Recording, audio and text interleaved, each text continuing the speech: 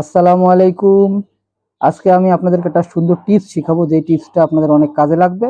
টিপসটা হচ্ছে, আমরা সবাই আমাদের অ্যান্ড্রয়েড ফোনে জিমেল ব্যবহার করি। তো আমাদের এই জিমেলে অনাকাঙ্ক্ষিত অনেক ইমেল আসে, যেগুলো আমাদের ডিলিট করতে গেলে মার্ক করে তারপর ডিলিট চাপতে হয়। তো কেমন হয় যদি আমরা এইভাবে টাচ করলে আমাদের জিমেলটা ডিলিট হয়ে যায়। তো এটা একটা সেটিংটা আপনাদেরকে আজকে দেখাবো। তো চলুন আমরা কিভাবে করব দেখাই। প্রথমে কি করব, আমাদের যে জিমেল অ্যাপস আছে, দেখুন এই অ্যাপসে আমরা ঢুকে যাব।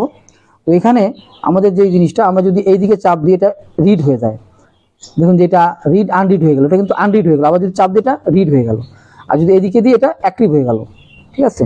তো আমরা এদিকে চাপ দিলে যাতে আমাদের এটা ডিলিট হয়ে যায় সেই সিস্টেমটা করব। তো আমরা এখান থেকে 3 ডটে যাব, যাওয়ার পরে আমরা এই সেটিংয়ে যাব, যাওয়ার পরে আমরা জেনারেল সেটিংয়ে যাব। এখান থেকে আমরা সোয়াইপ অ্যাকশন যে অপশনটা আছে এখানে যাব।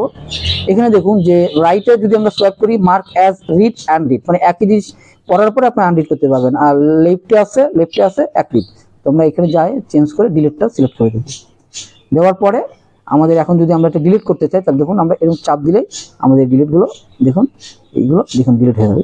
এই দেখেন এই জিনিসগুলো এইভাবে ডিলিট হয়ে যাবে। এই যে খুব সহজে আপনারা যে কোনো কিছু এইভাবে ডিলিট করতে পারবেন। এই দেখুন, এই যে। তো আমার এই ভিডিও ভালো লাগে, লাইক কমেন্ট শেয়ার করবেন। আর এরপরে আরো ভালো ভালো ভিডিও নিয়ে আপনাদের সামনে আসবো। ধন্যবাদ।